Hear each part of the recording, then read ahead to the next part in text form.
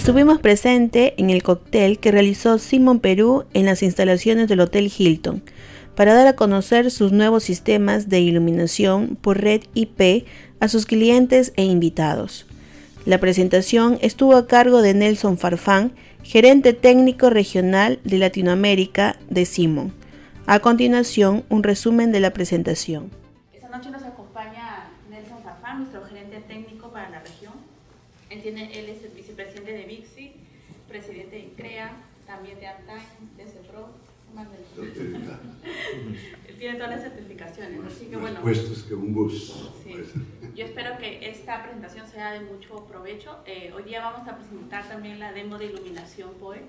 Entonces, cada vez que pasa, y el año pasado decíamos, bueno, esto va a ser pronto, y pronto es muy rápido. O sea, ya está la parte de iluminación. Decíamos el año pasado, en el futuro, o sea, el futuro ya va a estar todo alimentado, las luces, las lámparas estas se van a alimentar, quitar los 220 voltios que le ponen a cada LED y ponerlo solo por 48 o 24 voltios, porque dos cosas interesantes sucedían en el mundo. Primero, la gente con el miedo de manejar 220 voltios o 120, electrocutar a una persona, hacer un cortocircuito. Las entidades de seguros en Estados Unidos ponían incentivos para quien utilizaba DC, corriente directa.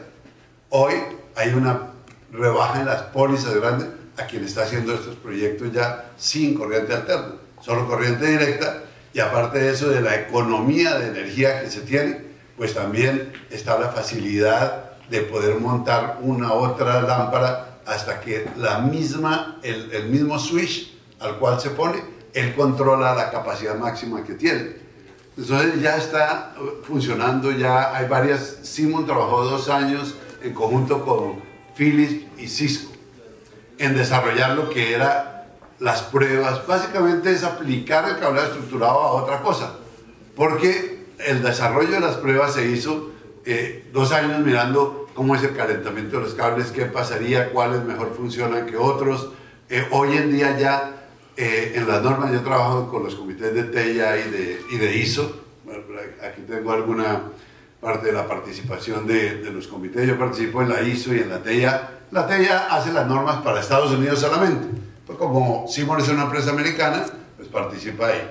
Pero yo, pues, desde hace mucho tiempo, que estaba trabajando en IBM, que fueron muchos años, entré a la ISO y desde ahí seguí participando en la creación de las normas de ISO, que son las que aplican aquí a nuestros países. Todos los países de Latinoamérica están en ISO, pero muchas veces por la costumbre hemos seguido algunas cosas de la TIA, pero ahora la TIA está armonizando, o sea, cambiando hacia ISO para que todo sea global. Hoy la OMC, la Organización Mundial de Comercio, exige a todos los países que firmen tratados de libre comercio firmar una ley, no una norma, porque ¿cuál es la diferencia entre la ley y la norma? La ley es punible si no se cumple. La norma es voluntario de hacerla. Pero esta ley, ya por ejemplo, una cosa que me gustó mucho el ejemplo de Perú, es que desde el año 98, que se descubrió que el halógeno, cuando se quema, o sea, los forros de los cables que vienen en PVC, cuando se quema un cable de esos, produce un halógeno. Y ese halógeno, al mezclarse con agua, se vuelve ácido clorhídrico. O sea, un gas que se respira y enseguida entra a la garganta, ácido clorhídrico. Y esa era la causa de la muerte de muchas personas que en los incendios, bueno, no sabía por qué murió la gente, no se quemó, no le pasó nada, pero la asfixia es inmediata, son segundos. Y en los ojos, pues la gente también, ese halógeno, al llegarle a los ojos, es como si le pusieran limón, peor.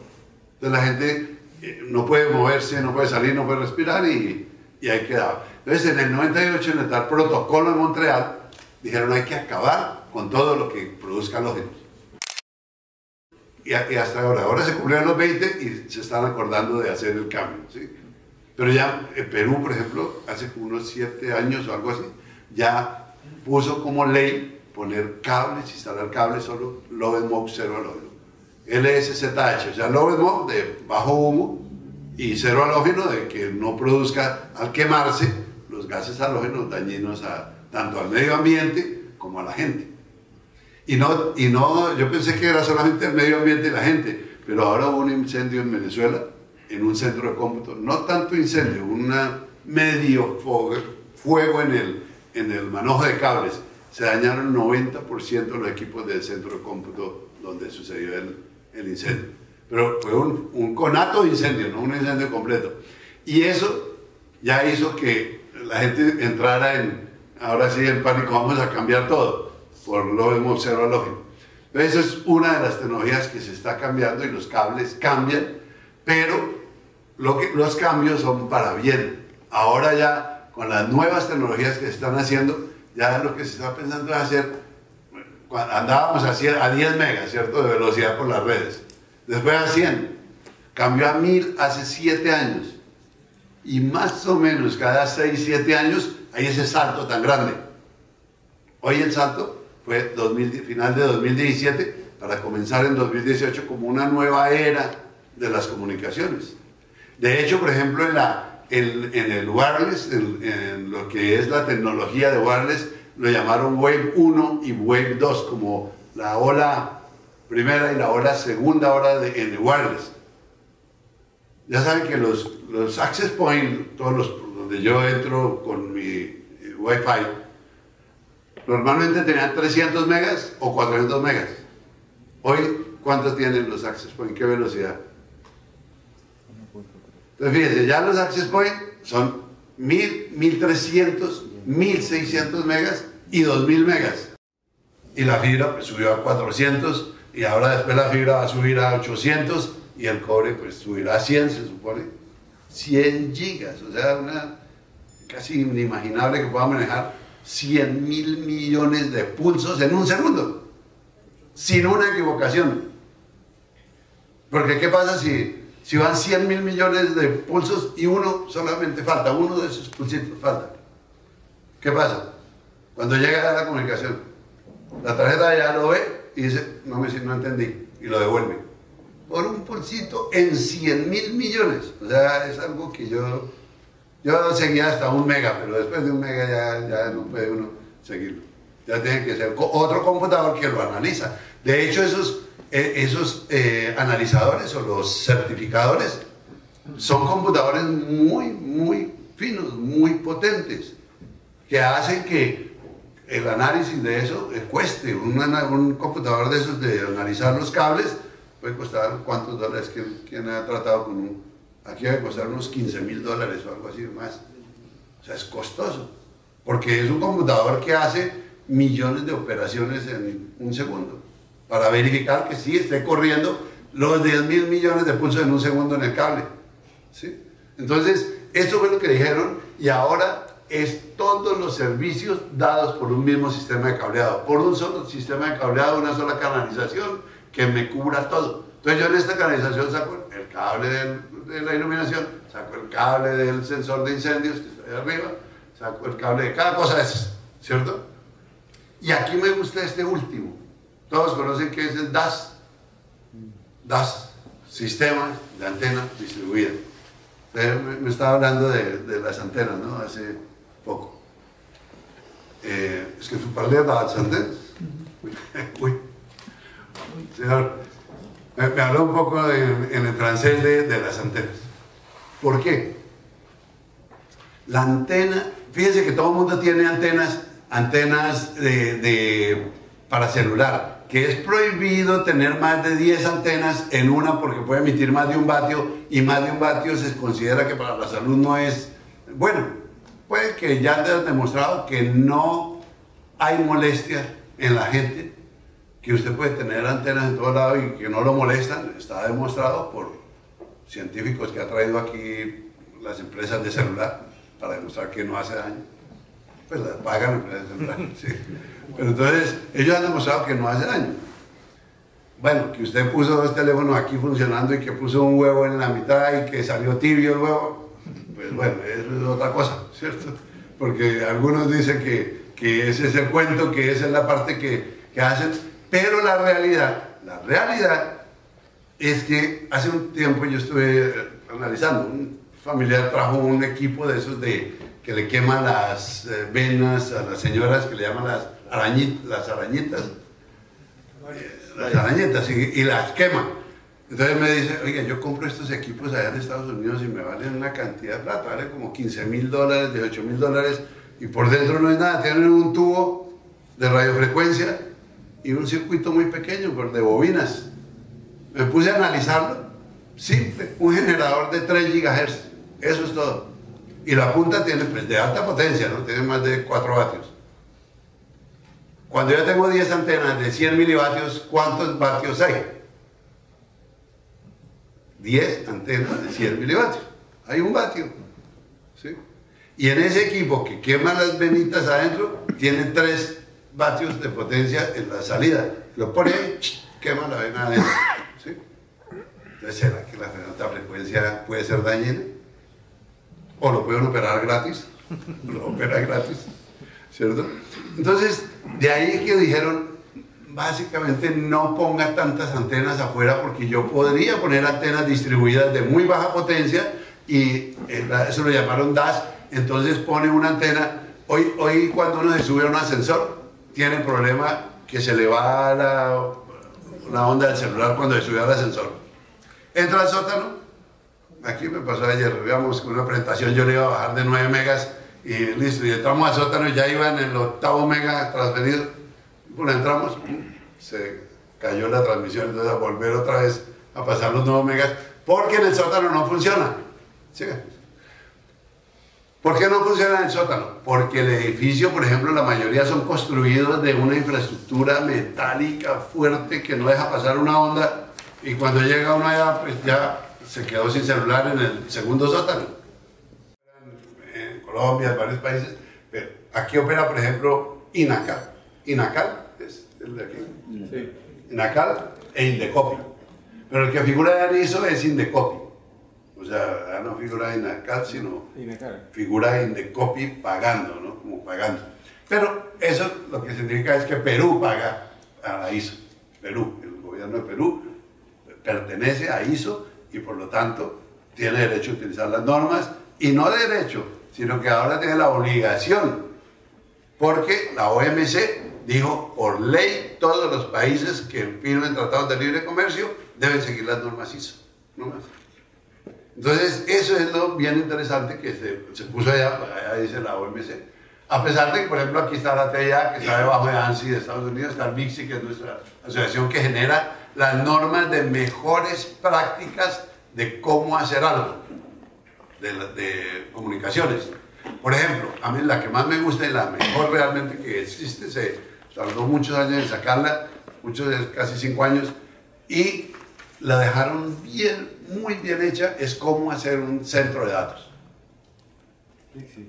BICSI 002 se llama. Son 520 páginas. 520 páginas. Las normas usualmente son la TIA 942, que es la americana, son 140 páginas. La Uptime son 22 páginas. La europea, que es la EN, son 48 páginas, algo así. Y estas son 520 páginas. O sea, ahí ya le dice exactamente al que no sabe hacer un data center, le dice, agarre tanto de eléctrica, tanto de comunicaciones, tanto de aire, tanto de tal cosa, revuelva, y ahí le sale un data center. ¿Sí? O sea, es la receta de cocina fácil de hacer un data center. A mí me gusta mucho decirlo porque es cierto, pero la gente le pone mucho misterio, y el que la conoce y el que la lee y toda la cosa, pues cobra mucha plata por hacer eso, ¿cierto? Pero ese es el comercio. Y es así. Y la especialización de hacer un data center no debe hacerle uno que sepa, no, es que yo soy el experto en data center. No, tiene que ser el experto en cada uno de los componentes del data center. El experto en data center es quien puede mezclar todas las cosas que se hacen para hacer un data center. El experto en eléctrica, para manejar esas capacidades eléctricas. Ahora estoy visitando el de Japón, que es el más grande del mundo, el de AT Tokio se llama. Tiene 70 megavatios en la subestación. Ven, 70 megavatios, millones de kilovatios. Entonces, cuando uno ve los 70 megavatios que normalmente sirven para alimentar una ciudad completa, allá la tienen para un data center que es el más grande del mundo. Tienen 160 más 40 salones, son 102 salones, algo así, de 400 metros cada uno. Entonces, cuando es un centro de datos de esos, pues uno dice, oye, en realidad las cosas tienen que ser así. Tienen que ir con una norma bien escrita, bien hecha. Entonces yo por eso recomiendo mucho esta parte de la bici porque ya son buenas prácticas. No es los límites, la fórmula matemática, todo eso que está aquí en estas, sino son las buenas prácticas de cómo instalarlo. Aquí están las alemanas, Deutsche Institute Normalization, British, canadienses, japonesas, europeas, pero todos son normas que se tienen que unificar en una por la ISO. Entonces de ahí la ISO dijo, vamos a hacer, en conjunto con la TIA, que la TIA ya había sacado lo de edificio inteligente, una norma en la que ya salga todo hecho para este cableado. Entonces esta salió este año, para este año, edificio inteligente, en donde dice todo, hasta los detectores de incendio. Mire, SD es Smoke Detector. Este es el resultado de las cámaras, una cámara, las salidas, sensores de acceso, sensores de ventanas, de ruptura de ventanas, todo hecho por el mismo cableado estructurado. Esta es una página de la norma TIA 802B, que es edificio inteligente, y esta es una página que significa lo mismo de la ISO 11801. Entonces eso es para decirles que ya está, ya, del año pasado no se ha aprobado todavía. Este año ya la ISO sacó otra para hacer data center, o sea, para los mínimos de cumplimiento de data center, que esa todavía no se conocía mucho, ni la conoce casi nadie porque salió ahora en junio, apenas empezó a publicar en junio. Para los que se aprenden el número de la norma es fácil, es ISO 22237, 22237, la nueva guía de cómo hacer un data center en el mundo. ¿Qué es lo que me parece interesante? Ustedes no han mucho tema de esta, pero me pareció muy interesante porque fíjense que uno, la certificación de los data centers, o que se la vaya a una persona o a otra, pero no existe una cosa real que uno pueda decir, vea, esto es público, mientras que la ISO normalmente está certificando ISO 9000, ¿cierto? ISO 27000 ahora, que ISO 27000 es empresa segura, todo el mundo debe ir hacia empresa segura, y ahora saca la ISO 22237, que yo estoy pensando, y lo más fijo es que se va a volver una guía para certificar los centros de cómputo del mundo, ¿sí? Entonces lo bueno es seguir esa de una vez para que ya uno lo vaya haciendo un centro de cómputo que va haciendo con esa norma y ya de una vez va cumpliendo con los estándares internacionales. Aquí está otra que me gusta mucho también. Bueno, a mí como que me gustan mucho las normas. No, pero son buenas. Hay una que a mi esposa no le gusta. Yo la estaba leyendo y bueno, yo me duermo leyendo normas, ¿cierto? Y de pronto ella se voltea y, ¿qué es lo que lee? Pero así brava. No, una norma. Dice, ¿pero qué? Esa norma ahí dice procedimientos para efectuar la separación. Le dice, sí, pero más abajo dice la separación entre cables de potencia y cables de señal. No se preocupe, aparte de que no viene y no sé qué ver. Bueno.